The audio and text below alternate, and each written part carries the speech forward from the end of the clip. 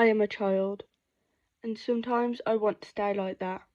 I have no house, bed, or shower I pay for. I can live on part-time jobs. I don't have a mortgage or a car I can legally drive.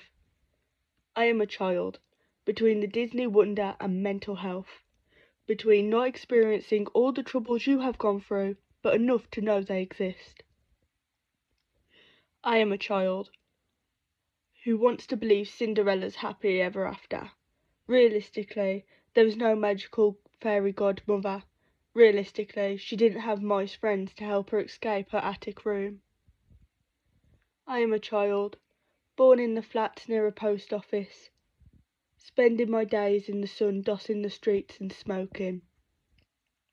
Wanted to explore beyond, lack of funds holding me back. I am a child. I am an adult. I am everything I have experienced, but sometimes that is the problem.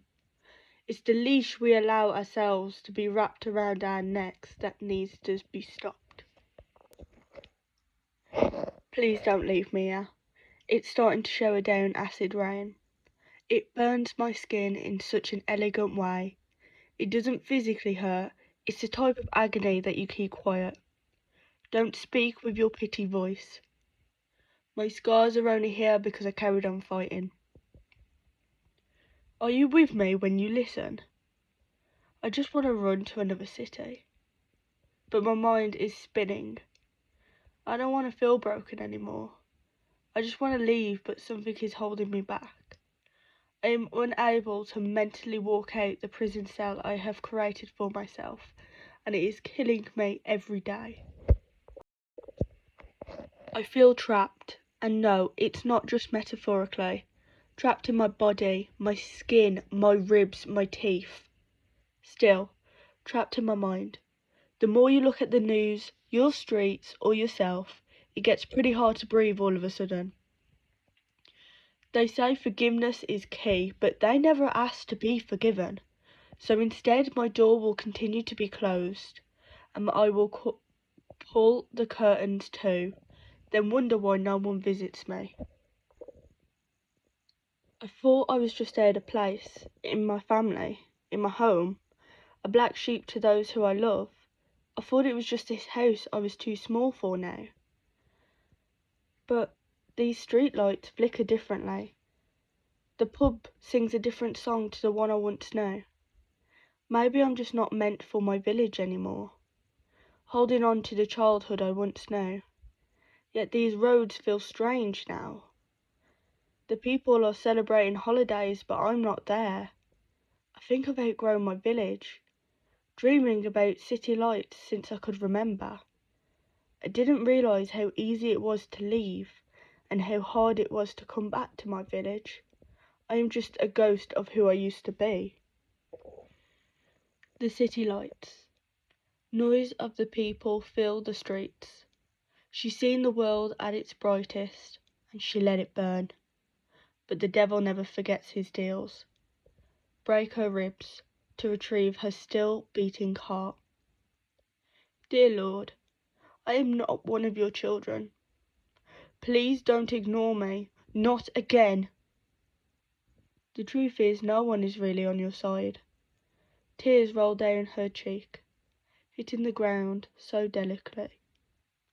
Dreams are sold to the idiots that still believe. Money isn't the devil's doing. It's us. We created the very monsters we feel. We imprisoned ourselves. Give me another memory so I can replay it before I go to sleep, telling you all my secrets in the dark, describing everyone I've ever known, trying to figure out where it all went wrong, blaming myself for something that began before I was even born. The imaginary walls closing. I've forgotten how to breathe. Just let me pass out. My parents' war is soon to be mine. Not voluntarily, but it's inherited. No escape for the struggles I haven't even faced yet. Cinderella by Roald Dahl. I guess you think you know this story. You don't. The real one is much more gory. The phony one, the one you know, was cooked up years and years ago and made to sound all soft and sappy, just to keep the children happy. My parents were only young when they had me. I was an unplanned pregnancy. This resulted in my early years growing up in the flats. We never had any money, couldn't even begin to save for a house because all the debt, but that was normal in our flats. I remember in summer my parents and my parents' friend, we'd all... My parents were only young when they had me. I was an unplanned pregnancy. This resulted in my early years growing up in the flats. We never had any money, couldn't even begin to save for a house because all the debt we was in, but that was normal in our flats. I remember in summer my parents and my parents' friends would get all the council kids a pool. You know, the 15 quid one from Asda. Someone would always pop over to the corner shops and get the kids them 10p tip tops. As a kid, and My parents were only young when they had me. I was an unplanned pregnancy. This resulted in my early life growing up in the flats. We never had any money, couldn't even begin to save for a house because of all the debt we was in, but that was normal in our little flat. I remember in summer my parents and my parents' friends would all get the council kids a pool, you know, the 15 quid ones at Asda. Someone would always pop over to the corner shop and get all them little kids 10p tip tops. As a kid, I was playing in the pool or running around outside, and the adults would barbecue if someone had one. They would drink, smoke and listen to loud music. One summer we got a new wheelie bin, so before we used it we filled it up with water and it was made a cost. As a kid I never noticed we were skint all the time. My parents threw a lot of kitchen parties and it was just fun dancing with them.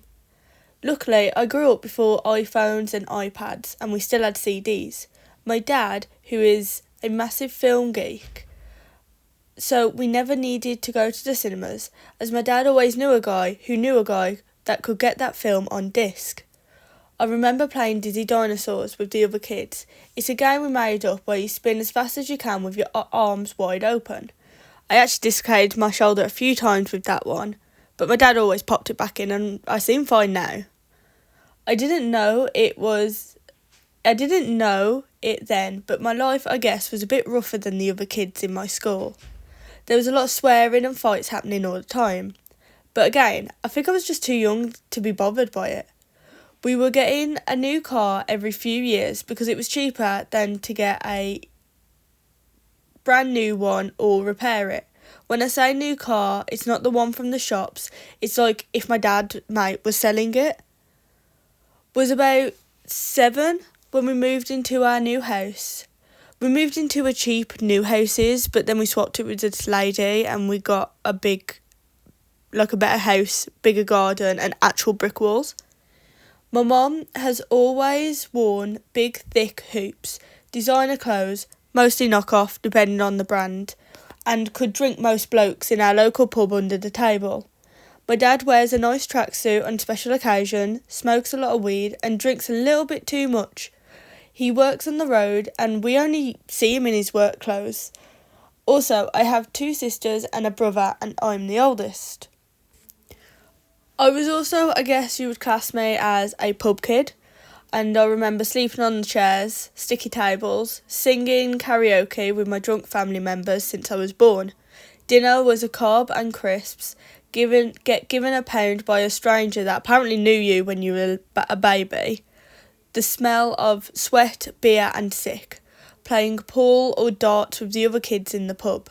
Only drinking J2Os if your dad won on the gambler. Our local pub was called the Minerva. We used to go there most Fridays and sing karaoke. Everyone I knew from my little village, Essington, would be there. I had my 16th birthday there. We have had baby showers there, wakes there, just any excuse to go to that pub. Another pub we went to a lot is called Essington Working Men's Club. We celebrated a lot there too. From, again, same things, birthday, wakes, football games, just anything. Most of the family still goes there every Sunday to play bingo. My uncle is the one that hosts it. Obviously, we've got to have one of Jean's famous cheese and onion cobs from the bar and a pint after. It's a place where everyone knows everyone for years, and everyone knows everyone's family. Secondary school came. 16 to 13-year-old me was the type of kid that swore a lot, wore big-ass hoops, smoked, black eyebrows, was fluent in slang and had a designer bag. Mine was a Louis Vuitton bag as my school bag. I was a really good student, if we ignore year 9. Only walked out of school twice, was anxious to do anything really bad in case I got kicked out, because even from an early age I knew I wanted a good education to get out of it, you know? My teenage years was mostly hanging out at the crack house, which was really my best mate's mum's gaff. We had a lot of sessions, which are parties where all you do is listen to music and drink till you black out. Others didn't just drink. I remember coming home at my curfew trying to act sober. I miss them days. We dossed around the woods, streets, or at someone's yard. Maybe going to terror. I only went to twice because I get too anxious that my parents would find out. It's basically where a bunch of your mates would go down the street and smash car windows and that in. I never did any of that, but I was there, so I was a witness. I'm just baiting myself out now. It's too long ago, you can't do anything. We would smoke weed in the alleyways, drink beer or whatever was in the cupboards at my mate's mum's house and my mates. Riding your bike in any weather condition, picking up fag ends off the street so you and your mates could roll some fresh fags. There was always someone in the group that had beef with someone outside fighting. Police was called a lot to that house. Basically, we thought we was odd. We didn't have much, but we had each other and obviously vodka. We would listen to garage, which is a type of music, reggae, and I guess you would say chavvy songs. I wore a lot of thick makeup, leggings, Adidas jumpers. Most of my clothes I shared with my mum and dad, and I still to this day. No matter whose gaff you was at, the furniture had holes, there was mould in each corner, and the smell of weed. My house, my mate's house, just anyone I know. Most of us barely had cars or heating. The garden has its own rubbish pile, which we swear we're going to get rid of soon. Not much of a look at our houses, but we didn't care. It's just a house at the end of the day. I didn't have an allowance or anything like that growing up. If I wanted money, I would have to work for it. Had my first job at 14 as a Saturday girl at my cousin's hairdresser's. 15 I was a pot washer, 16 I mostly did babysitting, and I was vice president at my college, which paid. 17 and 18 I was a waitress, and 19, last summer, I was a bartender. Well, to be honest, I babysat all round my little village since I was 12. My family don't have any spare cash, so if I wanted something, I would work for it, and there's loads of jobs, but them are the mains I did. Growing up with low income made me more independent that way, I guess. I'm grateful I wasn't just given money, as it showed me the value of it. It took me the while, as every tenner I got from babysitting, it would go straight on vodka or fags for me. In college, my dad brought a caravan off my uncle. We used it once. Our holiday was in a field called Penn something. It was about 40 minutes away. Me and my family and my parents' mates and family were drinking non-stop for nearly 2 weeks. We was just on a big sesh that whole time, and there was a pizza place nearby, and that's all we was really eating. We was just drinking and eating pizza. It was the best time ever. We never used that caravan after that though, as it was too much money. But I did live on and off it for a few months before my cousin got a hold of it and sold it without us knowing, but that's a different story. I was doing my college work and sleeping in the caravan parked outside our house. Just a shame the bathroom didn't work, otherwise I don't think my family would have seen me for that entire 5 months, I think it was. Even now, when I go back home in the uni breaks, I don't have a bed. My parents sleep on the settees. My sister has a room with no wallpaper. I sleep on a campers mattress on the floor in the kids' room, and the council still has not put the radiator back up. Only thing nice in our house at the moment is the bathroom. Because of the council, after I think 13 years of asking, they redid it. We didn't even know it was illegal not to have a fan in our bathroom. So, yeah, got some drugs, the violence, and being skint all the time in my story. But also the community, the adventures, and the good that comes with growing up in the council as well. I want to explore that, the good and the shit. I've noticed no one really shines a light on the good. I want to just say how my experience is. And I hope listening to my story, my poems, and the way I've acted throughout this semester will show that I am trying to stay as true as possible.